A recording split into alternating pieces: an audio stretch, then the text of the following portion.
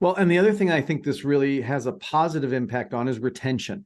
You Mhm. know, we think so often about what do we need to do to retain our team members? Is it more money? Is it more gift cards? Is it more, incentives? Is it blah, blah, blah, blah, blah? Well, so much of the time that people, are uncomfortable in a job is because they're being asked questions that they don't know the answer to, or they're being put in situations that they don't know how to handle.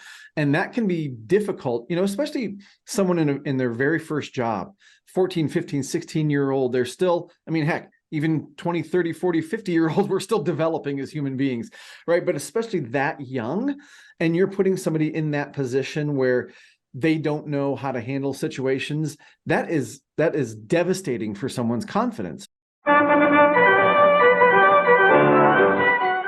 Welcome to the Attraction Pros podcast, where we discuss the latest trends and challenges facing the attractions industry today.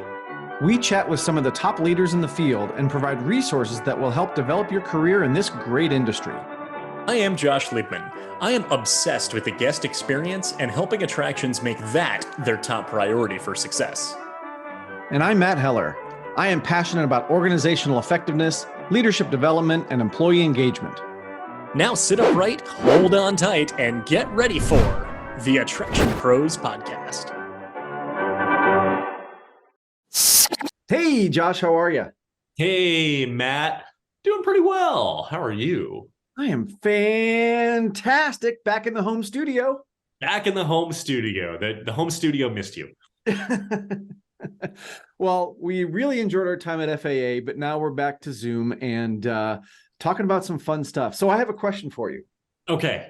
So when you go someplace, let's say you're getting a haircut, or maybe you're going to the doctor, do you expect that person to be the expert and give you advice on what you should be doing? Or do you want to have some control or autonomy over that experience?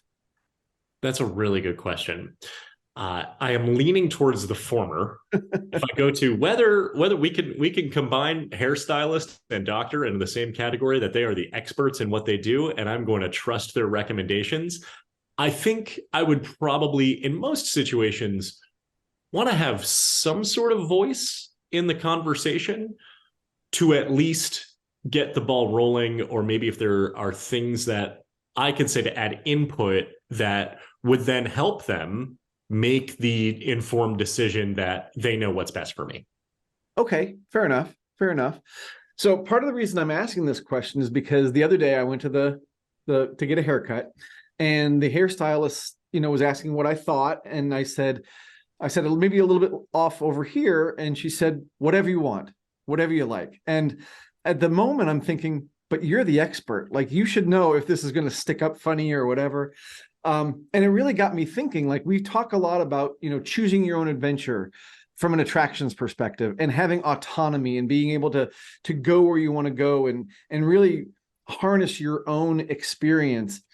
But then I'm also thinking there's probably times when our guests need an expert, right? They need someone to give them some advice and some guidance. And so maybe there's a balance there that we have to kind of look at in terms of the guest experience. Yeah, and, it's interesting because this applies to so many circumstances, so many industries. I've heard examples, from restaurants. In a restaurant where the server is very proficient on the menu, they go way beyond being an order taker, right? They go up and first they might ask, are there any allergies we should be aware of? Because it's like, I'm not going to recommend that you do that because I know you should not eat that. But it also could be, what are you in the mood for tonight? Are you looking for, for something sweet or savory? If let's say it's, breakfast or dessert or something like that, that allows them to guide it and say, this is what you should get. I went to a restaurant in Nashville several months ago, and we had there was a group of us. There were six of us. Yeah, I think there were six of us. We went to the restaurant and we were all looking at the menu and we couldn't decide. And our server said, if you also look over here, there's the chef's selection, and it's a per person, it's a multi-course meal, and it's going to be what the chef decides that you should eat tonight. And we all just set the menus down and we said, hey, take the burden off of making a decision out from that, and we just metaphorically speaking, we buckled in, and we're just in for the ride. And I think it was one of the greatest meals I had in my life. So Wow. there's kind of like the two sides of this of you want the autonomy, you want to be able to determine, what you want to choose your own adventure, right? But you also want the experts to say, you're here, you're within my domain. I'm going to tell you how to have the best possible experience. And maybe I'll ask a few questions, to be able to kind of get the ball rolling. Actually, not unlike Eddie at the bar, who was talking to the guest who didn't quite know what they wanted. He could have said, now for those, who haven't listened to episode 302 yet, you have to go back and listen to Matt's example about this of the bartender. You could have said, yeah, I'll make you whatever you want. But instead he said, no, I'm going to make you exactly what you need and what you're not even totally sure that you're describing or asking for. And I think that's a great example of having, someone that's an expert in what they do. And one of the things I think that is a challenge with so many businesses, especially seasonal attractions, is we don't have time to cultivate those experts, right? So I want to get back to that in a second, but I also wanted to share a quick anecdote similar to your restaurant story, because I think this goes back to repeat business as well. So I was in Long Island recently, and for lunch, I went to the restaurant that was right next to the hotel. Had a great lobster roll right there, and had a great server as well, who before we sat down, we had kind of already decided, this place is known for lobster rolls. We're going to have the lobster roll, but the server comes over and she starts talking about the specials.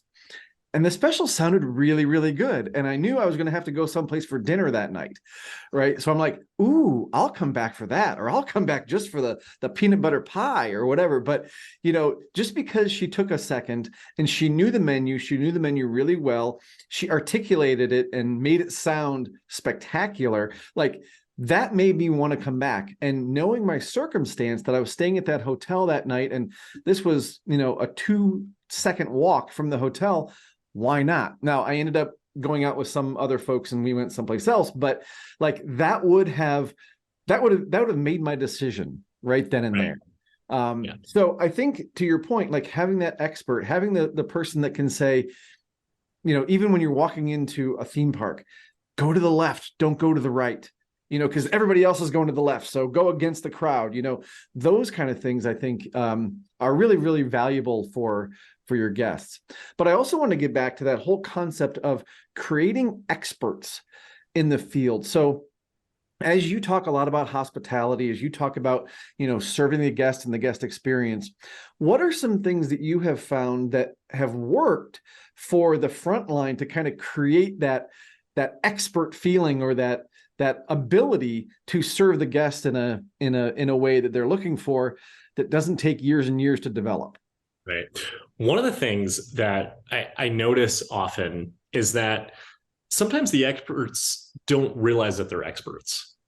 When you are working in a theme park or a zoo, an aquarium, and you are there, if you're a full-time employee, you're there 5 days a week, or even if you're there part-time, 3 days a week, whatever it is, you're there way more than your guests are, which means that you're seeing the natural flow of the operation way more than guests are. And maybe you've visited as a guest in the past, maybe you haven't. Maybe you're learning the flow of the operation, even just the infrastructure, even the layout, because attractions, whether large or small, sometimes might have a layout that, yeah, it needs to be intuitive, but it's not going to be familiar to a guest coming in for the first time. Think of just the common example of, where's the bathroom, right? That being probably one of, if not the most common question asked in any attraction of any, scope and form. The employee knows where the restroom is, but do they know how important it is that they know that?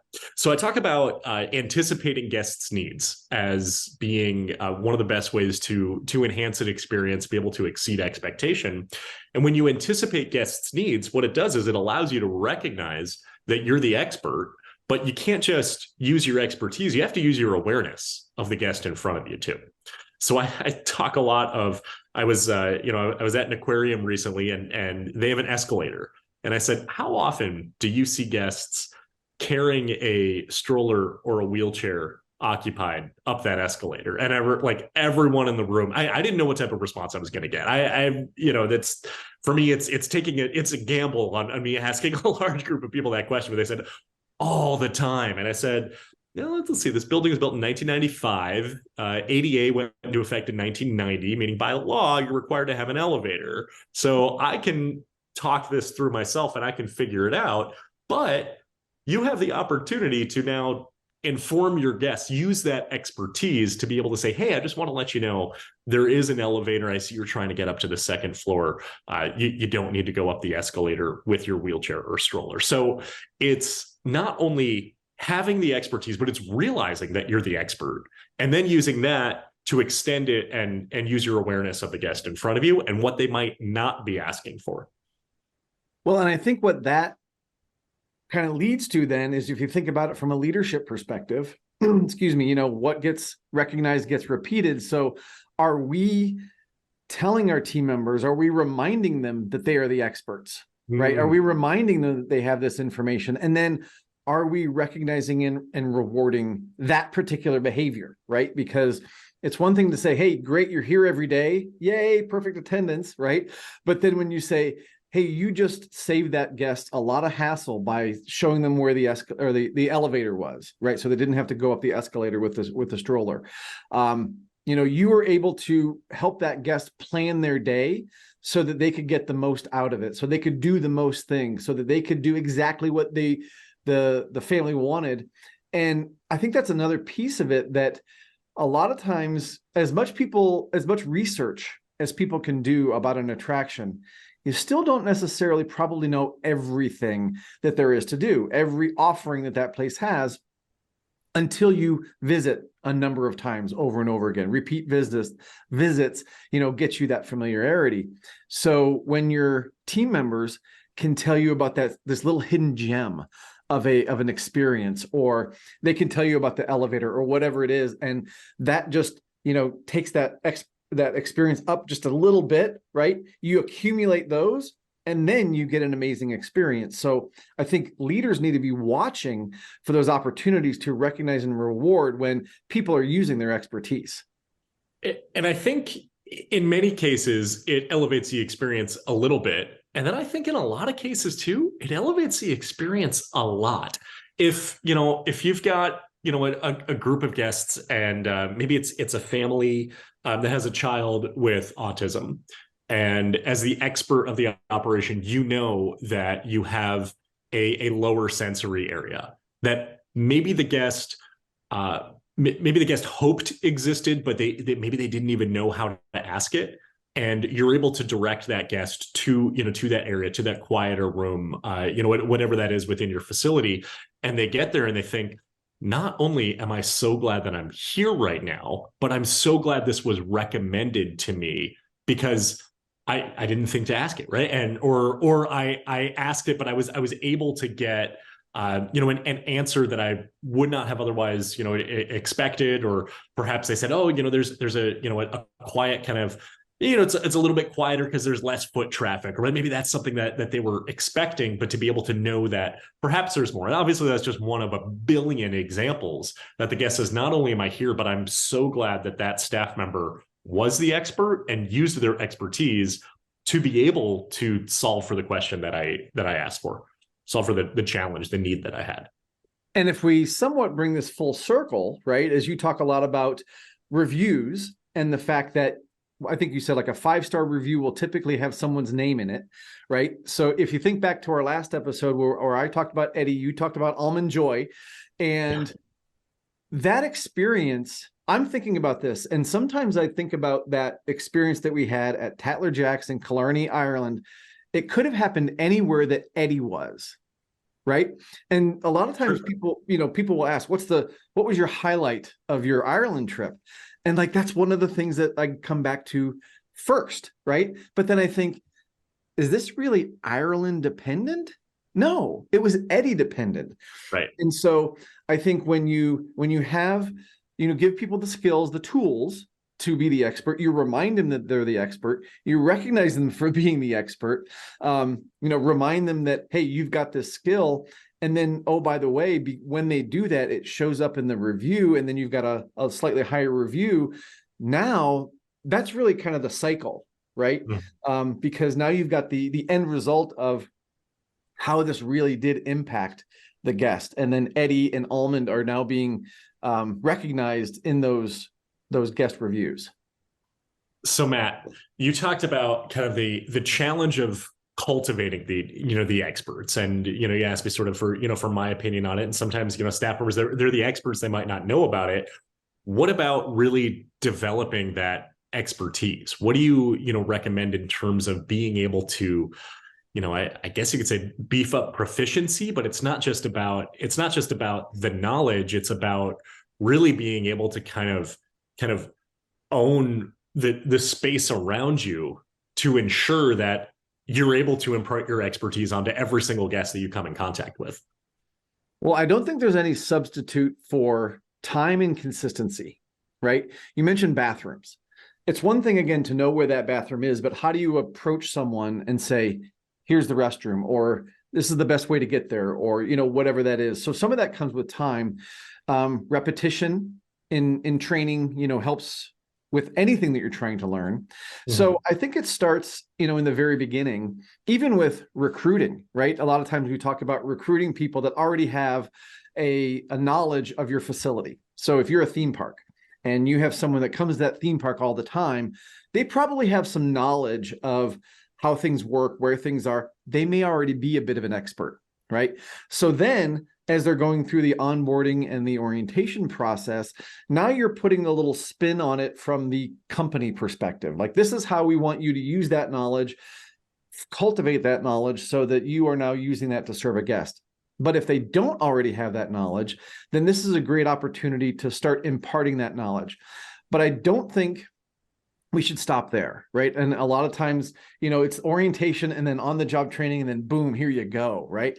So I think we need to continue to cultivate that through morning meetings, through little drip trainings that we do throughout the season that really help people to see these are the things that you already know. Let's test it. Let's recognize that and just keep that cycle going. So it's like you can't take your foot off the gas when it comes to focusing on what people need to know, reviewing that with them, testing that. I mean, it could be a simple question that you ask in a morning meeting, right? So for example, if you have the team that is in the aquarium and they're near the escalator in the elevator, right? And you ask it in the morning meeting, if you saw someone with a stroller heading toward the escalator, what would you do? Right. And so you're hearing these different kind of questions every single day. So it does keep it top of mind. And then even throughout the day, as leaders and managers are walking around, I found that a great time to just walk up to somebody and ask them a quick question. When I worked at Valley Fair, and we had hand stamps back in the day, right? And we had a different word for every day. And I would just walk up to people and say, what's the word of the day? Not even saying what the hand stamp is or whatever, but they, after I asked it enough, they knew what I was talking about. And so that got them just kind of, oh yeah, the word is lion today, or it's, door or whatever it is. And so I think just those little opportunities that we have to ask those questions and reinforce the knowledge that they do have, I think that's really a big part of it, and to do it somewhat consistently. So I hope those ramblings kind of helped put some of my thoughts into perspective on kind of how to accomplish that. Yeah. Well, first, I remember the story of the hand stamp I would say in a previous episode. It was probably hundreds of episodes. But I remember there was a group of staff members. They had a band, was it? And the band was called Dome. Is that right? You're absolutely right. That could be their word of the day. I know we're veering off topic a little bit from an employee engagement standpoint. That was a cool story. So go back and listen to whatever episode. Start episode 1, work your way forward. Yeah. In addition to cultivating the experts, there also is the challenge of cultivating those, I don't want to say the relationships with your guests, but there's the time, not only does it take to develop that expertise, but the limited amount of time that a team member might have with a guest. So in an instance where somebody is pushing that stroller towards the escalator, yeah, that's probably a 5-second, hey, I see you're trying to get to the next floor. Would love it if you took the elevator, and I'm sure you probably don't want to take the stroller up the escalator, and it's, it's right around the corner, et cetera. In another instance where, let's say you're in a theme park and the family's walking around and they're really upset because their kids can't do anything. Well, it's not true. Their kids can do a lot of things. It might take time to say, hey, what is it, what is it you're looking for? I would love to help make sure that your entire family is able to have a great experience together. Let's pull out a park map, and I'm gonna help you, get excited about the rides or the attractions that your kids are going to be able to do, and they're going to love those the best because they meet the height requirement for it. It meets the thrill level that they're seeking, and et cetera. That might be difficult if the team members in a rotation, and they certainly can't do it while they're pushing buttons, right? They might not be able to do it while they're grouping guests. Even if somebody is sweeping, that is, I think that a park sweep is almost a park guest ambassador position, yes, as it is, because you've got the most opportunity, unless there's a really big spill over there, that you need to get to. So it's almost, you've got the job function. So you've got like this bullet point list of like, I need to be doing this at all times. But with just as much importance, it's, I need to make sure our guests who are paying money to be here are having the day that in their mind, they're getting the value that they paid for. Otherwise, what's the point in any of this? Mm-hmm. Yeah. Well, and I think you bring up a great point about awareness, right? Just being aware of your surroundings, aware of what you might encounter. And it can be so easy. You and I've been in these positions before. Maybe we're grouping, or we're like, let's go, fill in all the available space or whatever it is. And it can be tough to see those opportunities as you have so many people walking by. And maybe that's not the right time to do it, right? Mm-hmm. But maybe there's a few minutes before a show. I think about, pre-shows where there's people standing around waiting for something to happen. And as the operator, that there's going to be, a few minutes before the show actually starts. And maybe you see somebody that you notice is looking at the map, or they're talking about, oh, where can I get some ice cream? And it's having that awareness of what people are doing around you and not being so focused on your next stop, which can be very easy to do, right? We all do it because I've got to get over to this control point in 2 minutes, right? But it may only take 30 seconds to say, ice cream right out this door and to the left is the best ice cream in the park. And you're gone, right? But to that guest, like, oh, I just had like a drive-by encounter with a team member and they told me where to go get ice cream and this is going to be great. And it's so easy. But you've been able to take that opportunity because you know where the ice cream is. You also were able to do your job. But I think it goes back to what you said about awareness, just being aware of what's around you, aware of what people are saying, that you can do that in a very, very short interaction, but still have a big impact. So let's talk about ice cream a little bit more. I love ice cream. Yeah. If you're in that situation where the guest says, where can I get ice cream? And you say it's at the doors to the left. That's the best ice cream in the park. Your proficiency might allow you to suggest your favorite flavor. That is, you say that's the best mint chocolate chip I've ever had. If you like mint chocolate chip, you're going to love that, right? Mm-hmm. So now you're extending even beyond the question that's being asked. And then it kind of really, let's compare this to the example that opened up this episode. They said, what flavors are good in that ice cream shop? Well, you can get whatever you want. Now you've got the opportunity. I'm going to use my expertise to make a recommendation that's going to enhance your experience. And they're going to say, I'm so glad that Josh recommended the mint chocolate chip, because that is the best mint chocolate chip I've ever had. And you know what? He's right. He is the expert. He has tried every single flavor in this ice cream shop. But what that also may lead to is somebody might say, well, I really don't like mint chocolate chip, but if they've got really good ice cream, chances are their other flavors are good too, right? So exactly. that piece of it. Now, you may remember another story that I've told, either recorded or not, but it was like my first week working at Universal in Orlando. And I used to love going out on my lunch break and just walking the park. And I was, of course, dressed in kind of manager clothes, but I had a name tag. And I was just really wanted to get familiar with the park and where things were. And somebody came up to me and asked me for ice cream. And I didn't like, I was like deer in the headlights because I just didn't know exactly at the moment where to send them.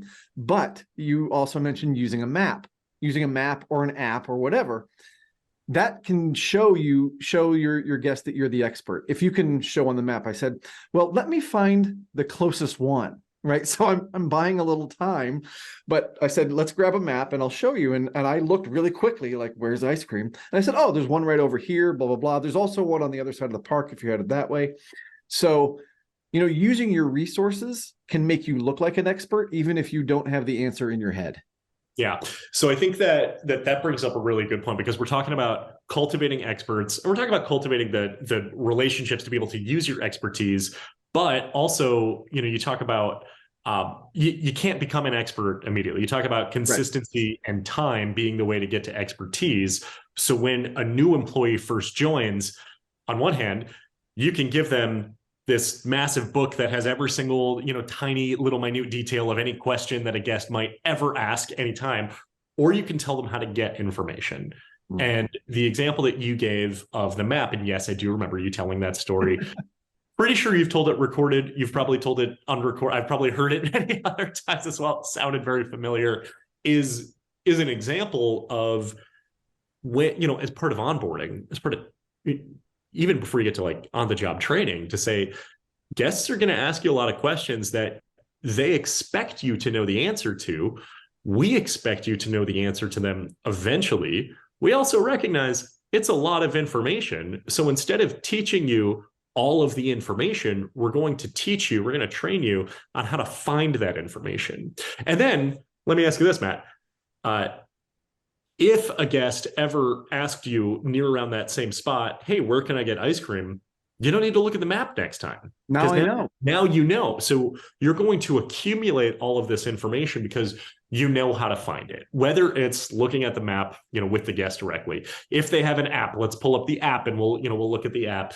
If it is about how to ask a question, right? How to ask your leader, how to ask somebody else, encouraging, say, hey, I have a guest who wants to know where ice cream is. I really want to help them. Can you help me understand so I can get that to the guest? Yeah. Rather than saying, I don't know, good luck on your quest to find ice cream. Right. So I think that's part of the training and reinforcement where you say, we don't want you to say, I don't know, to a guest. But it's okay to not know, right? Because I think it's intimidating when we just say, you can't say, I don't know, right? But I don't know. And so now I'm intimidated and now I'm shy and now I'm not seeking out guest interaction because I don't know. Instead, giving the people, to your point, the resources to be able to find the information and training them on that, because you're right, then the knowledge will absolutely accumulate. But this also brings up something, from a guest expectation standpoint that I know you talk a lot about is, a lot of places will have something that's like an add-on to the name tag that says like in training, or, I think Disney, they may still say earning my ears or whatever it says, right? So do you think that is something that helps mitigate the guest expectation? Like I'm coming up to Josh and it says in training, he may not know as much or he may not know everything. So a couple of things may happen. I may not ask, right? Or ideally, it will increase my patience level with you. And I'll say, okay, he's still learning. I got to give him the benefit of the doubt, share some empathy. He probably doesn't know everything yet, but I'm going to ask and just kind of see where it goes, but hopefully be a little bit more patient with him as he tries to find the answer. And because he may not have it on the top of his head.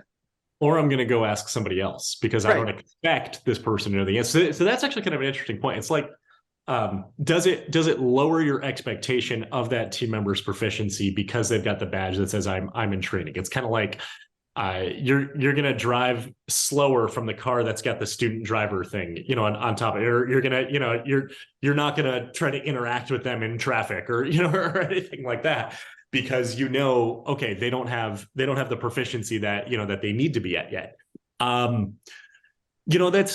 That's interesting, is that the purpose of of that badge of please be patient with me. I'm learning. I might not know the answers, but I'm still here and I'm in uniform and I'm in a name tag. So you still need to have some expectation of me, but perhaps not the same expectation as the person next to me who's got a 10-year pin on their name tag. Right. Well, and one other interesting point that I just thought of as you were saying that is, does it in some way actually help build the confidence of the team member, right? Because now maybe with that in training badge, they're not expecting themselves to have all that information, and that's okay, right? So now I might walk up to a guest and ask them, do you have any questions? They may see that and say, well, I do. You may not have the answer because you're still in training, but now it's a different kind of interaction. Whereas if I didn't have that, like when I was walking around at Universal and I didn't have an in training manager badge on, and they're asking me where the ice cream was, like if I didn't feel confident with 20 years of theme park experience before that to, be able to improvise and interact with the guest, how was I going to approach that? Would I even go out into the park and walk around if I didn't feel confident that I could handle some of those situations? So, maybe there is a little bit of, confidence boost, like, okay, I got this. Yeah, I'm in training. It's okay, right? It's okay if I don't know everything, but I'm going to go boldly where no other team member has gone before. And I'm going to, seek out these guest interactions, even though I may need some help in fulfilling their request. And then I think something like that needs to be probably communicated in training when they get that badge to say, we're giving this to you, not because I'm in training. I have no responsibility just yet. But if a guest comes up to you with a question that perhaps you can't answer, your response can be, that's a great question. I'm new here. Let's find out together. And then, oh yeah, we're going to give you the resources to be able to understand how to find that information. You're still able to help the guest. It boosts your own confidence. You don't get that shaky feeling when a guest comes up to you and asks a question. And that's probably one of the things we want you to be most comfortable with, especially out of the gate, is because if that doesn't get off to a right start, then let's follow that trail throughout the remainder of their employment.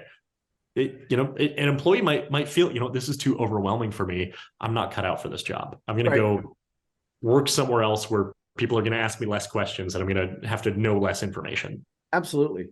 Well, and the other thing I think this really has a positive impact on is retention. We think so often about what do we need to do to retain our team members? Is it more money? Is it more gift cards? Is it more, incentives? Is it blah, blah, blah, blah, blah? Well, so much of the time that people are uncomfortable in a job is because they're being asked questions that they don't know the answer to, or they're being put in situations that they don't know how to handle.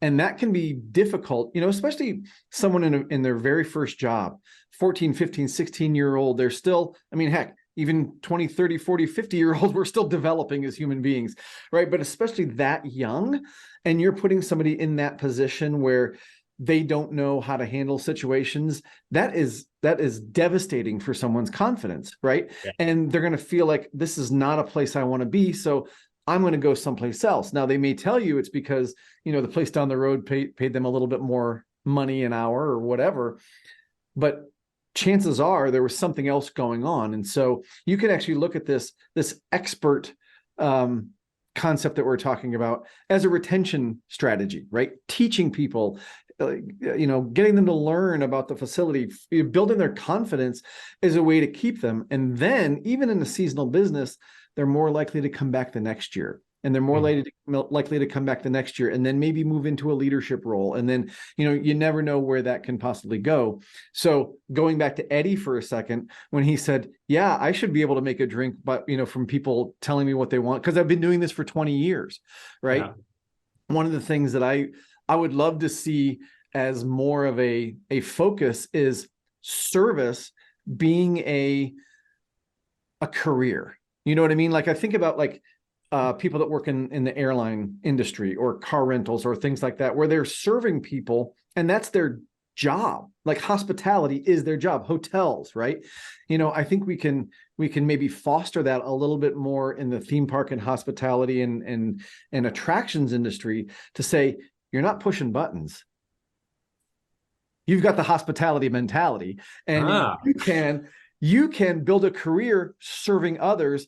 It just happens to be that this is how you're doing it. So I think that is a great thing to think about when it comes to retaining your team members for the long term. Well, now you're really talking like long-term strategy of let's build up the expertise and the proficiency within our team members so that they feel more connected to the organization, and they know that what they're doing goes beyond the bullet points of their job functions. One other thing too, kind of that I think is probably important to mention is kind of along the lines of retaining your employees and thinking about that from the start. Whenever you start a new job, it's like you feel like the new kid in class, right? And it's like everyone's like looking. It's like there's the new guy, and it's probably not true. Like, but it's like I feel new, yes. right? Yes. I feel like I am still new here, and I don't think there's like a preset determined amount of like, well, is it 3 months? Is it 6 months? Is it a year? Like, when does that feeling go away? I saw a tweet not too long ago that was like, starting a new job is like joining the cast of a sitcom in season 8, right? Like, it's like everyone's like already, there's all the very established characters, and now it's just like, okay, who's this, right? Yeah. The goal then, I think a lot of this is to eliminate that new kid in class feeling as quickly as possible. And doing that through the proficiency, the awareness of the guest in front of you, and also understanding how to find answers to those questions, I think can accelerate the learning curve of the organization, not just their on-the-job training. Obviously, that's really important too, but being able to just immerse them into it to say, doesn't matter, you've only been here a month, this person's been here 6 years. I obviously, yes, there's more seniority, and of course they're more embedded into the organization, but you're on a day-to-day level, at the granular level, looking at the two of you as the same, as the same person, the same proficiency, the same quality of employment. Absolutely. Well, and that's why from a practical standpoint, I love when operations are able to partner a new hire with somebody who's more seasoned, and they're with them for like a week, right? Yeah. And they are absolutely on the same schedule and working in the same places. And part of that is also not just training them on the job, but introducing them to people. Right. Hey, this is Josh. He's new, but welcome him in. And, once you've got a kind of a friend or a contact that already has other friends and contacts, it's just like networking, right? Yes. Then you're part of the club, right? And then you have more people that are not wondering who this guy is, but they're like, oh, well, he's the new person. And Josh told me about him because, he introduced me on the first day. And now there's more of a camaraderie and a feeling like, hey, I do belong. And I think that's another thing that, especially when you have young people, but again, everybody wants to belong. So if you have an opportunity to create an environment where people really feel like they belong, they're much less likely to leave. So I think that's another piece of that. Totally agree. I think we had some pretty good takeaways from this conversation here. I think so. Yeah. So fun stuff about experts. Yeah, fun stuff about experts. There you go. The title of the episode. I think the three biggest things that I gathered from this conversation. The first is about cultivating experts and taking the time and the consistency to do that. The second would be about using awareness of the guest. So not just having the expertise, but actually putting that expertise to work and recognizing that you are the expert and you can use that to your advantage for the guest experience. And then how to find answers of being able to not know everything, but at least know where to find the answers that then you now have the answer to the next time that question comes around. Absolutely. So the next time you get a haircut, are you going to have the answers of when she says, Josh, what are we doing today? Yeah, I'm going to say, let's do the same thing every day as we do every time. Because she's the expert. She's the expert. Just to take over. Yeah. Yeah. Yeah. Well, thank you for indulging us in this conversation. I think it was a great exploration of expertness. And we'd love to hear anybody else's thoughts on cultivating experts and using your awareness and really just, creating the environment for your teams that they feel empowered, they feel like they belong, they feel like they have the expertise, and they can serve your guests. So feel free to reach out to us on any channel that you'd like. And until next time, just remember, we are all attraction pros. Thanks for listening to the Attraction Pros podcast. Make sure to subscribe so you can tune in when new episodes release, and even better, please leave us a review on iTunes. For more information, visit attractionpros.com.